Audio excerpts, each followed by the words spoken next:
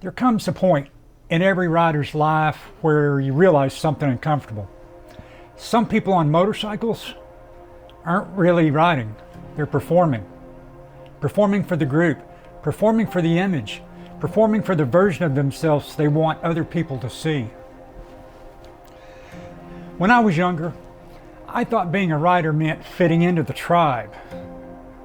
Looking right, riding hard, keeping pace, never being the slow guy, never being the cautious guy. But somewhere along the way, as I got older, something changed.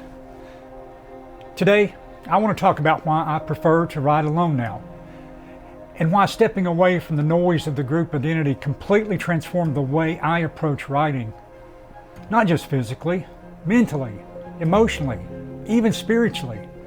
Because riding alone didn't make me lonely, it made me present.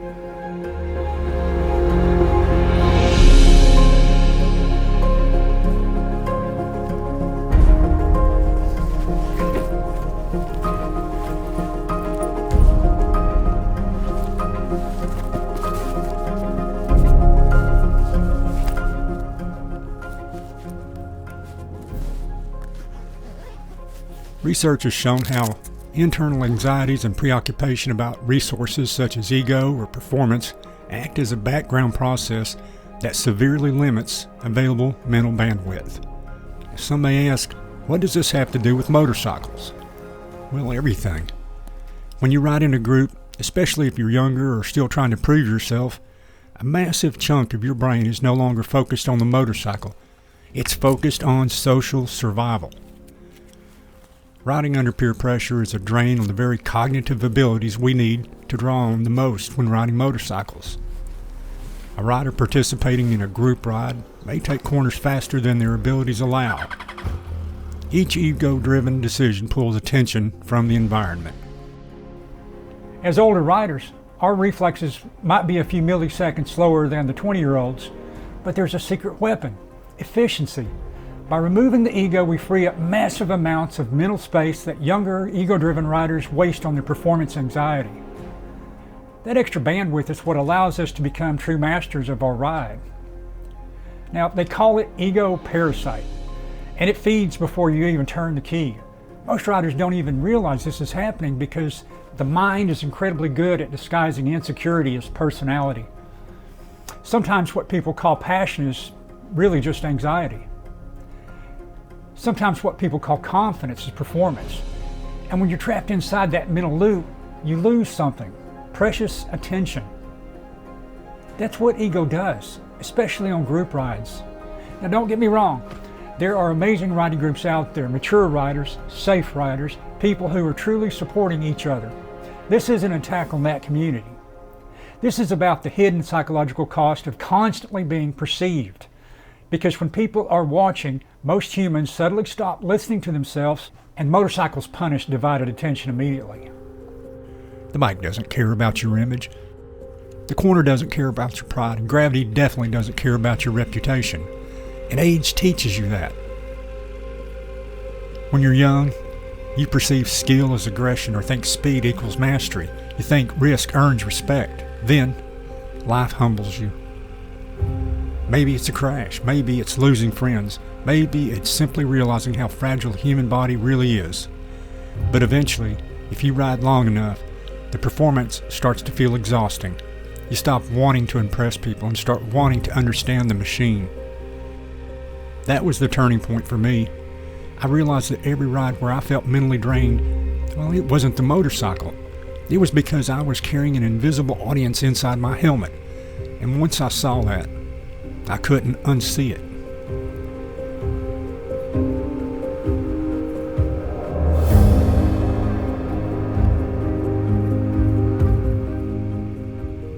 Then something fascinating happened.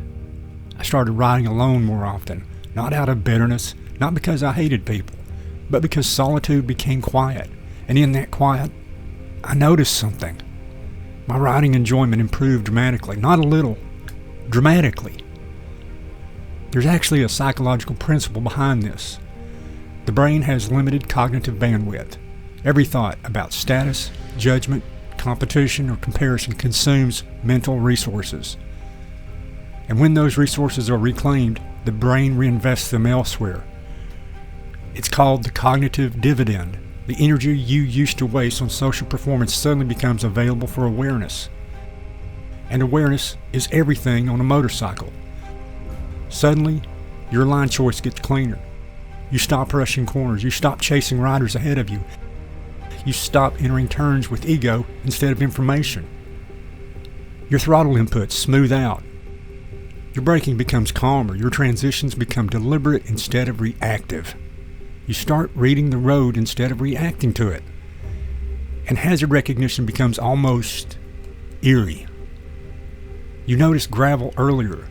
You spot distracted drivers sooner. You predict bad situations before they happen because your mind finally has enough free space to actually observe reality. That's the difference. A distracted rider reacts. A present rider anticipates. Aging helped me understand this in a way I never could when I was younger. When you're younger, you think riding is all about adrenaline, but if you stay with motorcycles long enough, eventually you'll realize the real art of riding is attention. Calm attention. That's where smoothness comes from. That's where safety comes from. That's where mastery begins. The older I get, the less interested I am in looking impressive, and ironically, that's what makes us more capable. Because motorcycles respond beautifully to relaxed minds, tense riders make abrupt inputs. They overcorrect, they panic brake, they chase validation. Calm riders flow, and flow is almost impossible when your identity is louder than the engine. I think a lot of riders secretly know this. That's why some of the wisest riders you'll ever meet just disappear. They stop hanging around at loud crowds. They stop arguing online. They stop trying to prove they're real bikers, and instead they just ride, quietly, confidently, peacefully, because they've discovered something the ego never understands. The motorcycle was never supposed to make you somebody. It was supposed to bring you back to yourself. And then one day, something even stranger happens. The weight lifts. If you've experienced this, you know exactly what I mean. There's a moment during certain rides where the motorcycle stops feeling separate from you. The controls disappear. The overthinking disappears. Time softens. And suddenly the machine feels less like something you operate and more like an extension of your nervous system.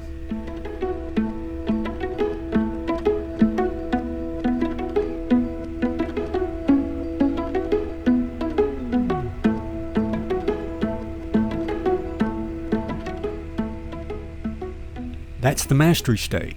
Not mastery in the sense of perfection, in the sense of unity, where the mind finally becomes quiet enough for instinct and awareness to work together. And honestly, I don't think that state is possible when your brain is crowded with a social noise.